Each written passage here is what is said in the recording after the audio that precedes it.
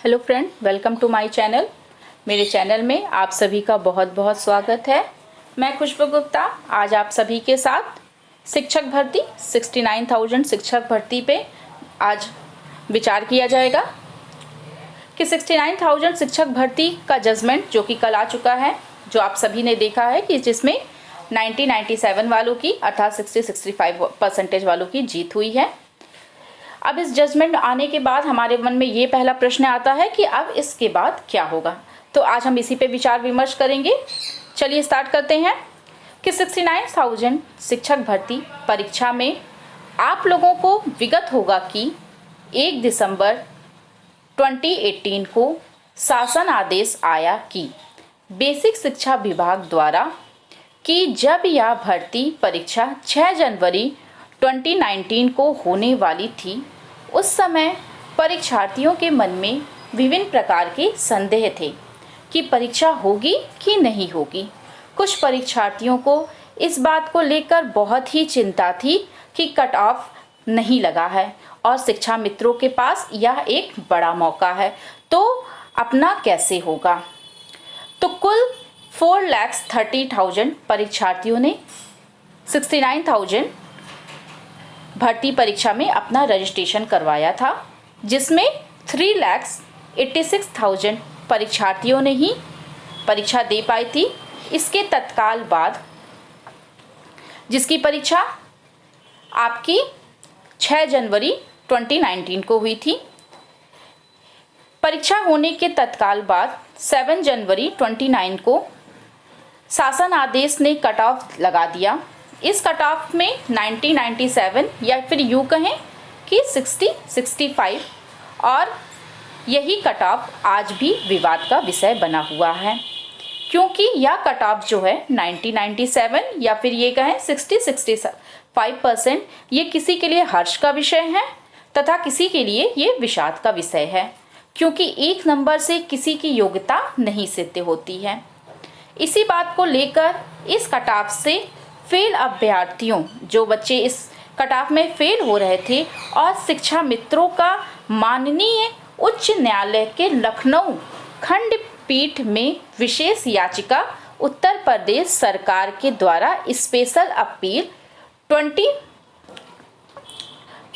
207 and 2020 महोदय रिजवान और अन्य ने दायर किया, जिसमें सरकार और बीएड बीटीसी के नज़र पैरवी से फैसला एकल पीठ माननीय न्यायाधीश राजेश सिंह चौहान के द्वारा कट ऑफ 40-45 कर दिया गया। यहाँ पर जब सिंगल बेंच से बीएड और बीटीसी अभ्यर्थियों को हताशा हाथ लगी, तो उन्होंने संगठन बनाकर विभिन्न माध्यम से अलग अलग संगठनों के द्वारा एक याचिका स्पेशल अपील 1156 महोदय मोहम्मद रिजवान वर्षय अदर और सरकार और बीटीसी व बीएड के अभ्यर्थियों ने डबल बेंच में याचिका को दाखिल किया, जिसमें केस माननीय जज अरुणेश पवार जी और माननीय जज पंकज जायसवाल जी के बेंच में लगातार सुनवाई होने लगी, जिसमें शिक्षा मित्रों के पक्ष से इसे रोकने का भी बहुत प्रयास किया गया, लेकिन माननीय न्यायाधीश के लगातार प्रयास से सभी विद्यार्थियों के प्रयास से यह मामला निस्तारित हुआ और बीएड और बीटीसी विद्यार्थियों द्वारा अपना पक्ष कायदे से रखा गया। उसके बाद जैसा कि कोर्ट की सुनवाई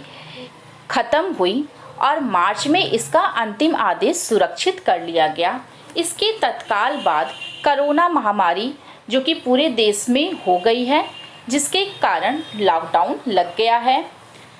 इसका रिजल्ट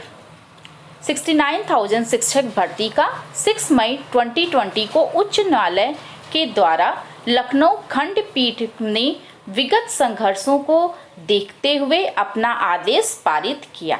जिसमें न्यायाधीश राजेश सिंह चौहान के पुराने आदेश और सिंगल बेंच के अनुसार यह माना गया कि सरकार किसी भी समय कट ऑफ लागू कर सकती है और इसी के साथ 69,000 शिक्षक भर्ती का कट ऑफ 1997 या फिर यूँ कहें 60-65% लागू हो गया है। जब 60-65% या 90-97% लागू हो गया तो यह प्रश्न अब सबके मन में उठने लगा कि अब क्या होगा। अब विगत परिस्थितियों और इस समय की परिस्थितियों को देखते हुए यह अंदाज़ा लगा पाना बहुत ही मुश्किल है कि इस समय इस भर्ती को प्रारंभ करना ही बहुत मुश्किल है, जिसमें इस भर्ती को करने में कम से कम 15 से 20 दिन का समय चाहिए। यदि यह महामारी नहीं आई होती तो शायद सरकार तुरंत रिजल्ट निकाल देती और इस भर्ती को प्रारंभ कर देती। इस समय सरकार की आर्थिक अवस्था को देखते हुए यह कह पाना बहुत ही मुश्किल है कि कुछ ही समय में यह भर्ती प्रारंभ करेगी, अर्थात कुछ ही समय में यह भर्ती सरकार के द्वारा हो पाए। और इस समय यह भर्ती यह भी मानना नहीं है कि शिक्षा मित्र जो कि अपनी न्यायिक व्यवस्था में बहुत ही माहिर हैं, तो वह माननीय सर्वोच्च न्यायालय अर्थात सुप्रीम कोर्ट का रुख जरूर करेंगे, अर्थात जाएंगे जरूर। और ये 50% मानकर चलिए कि यह मामला 6 महीने अभी और फंसना है या अभी और 6 महीने इसमें रुकावट आ सकती है। और इसके साथ भी हो सकता है कि सरकार यदि भर्ती जल्दी चालू कर दे और शिक्षा मित्रों को राहत ना मिले या स्टे ना लगे तो उनका दावा पहले ही खारिज हो जाए, तब यह कहा जा सकता है कि ये मामला जल्द से जल्द निस्तारित हो सकता है। और इसलिए आप लोग धैर्य बनाए रखें। साथ ही मैं ये चंद लाइन आप सभी के लिए कहना चाहूँगी, जो अपने कदमों की काबिलियत पर विश्वास रखते हैं, जो अपने कदमों की काबिलियत पर विश्वास रखते हैं वही अक्सर मंजिल पर पहुंच जाते हैं। इसलिए आप लोग धैर्य बनाए रखें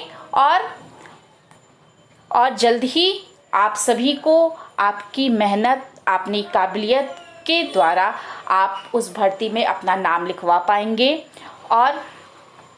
आपको इसमें निराश होने की कोई भी आवश्यकता नहीं है। जैसे आपने इस समय तक अपने धैर्य को बनाए रखा है, वैसे ही कुछ समय अभी आपको धैर्य और बनाए रखना है और जीत आप सभी की ही होगी। यदि आपको मेरा वीडियो पसंद आता है तो मेरे वीडियो को लाइक और शेयर ज़रूर करें। साथ ही साथ मेरे चैनल को सब्सक्राइब भी कर लें, जिससे मैं जो भी वीडियो बनाऊं वो आप तक पहले पहुंच सके। और यदि आपको मेरा वीडियो नहीं भी पसंद आता है तो आप इसे डिसलाइक भी कर सकते हैं, लेकिन अपना सुझाव ज़रूर दें, क्योंकि आपका सुझाव मेरे लिए बहुत ही अमूल्य है।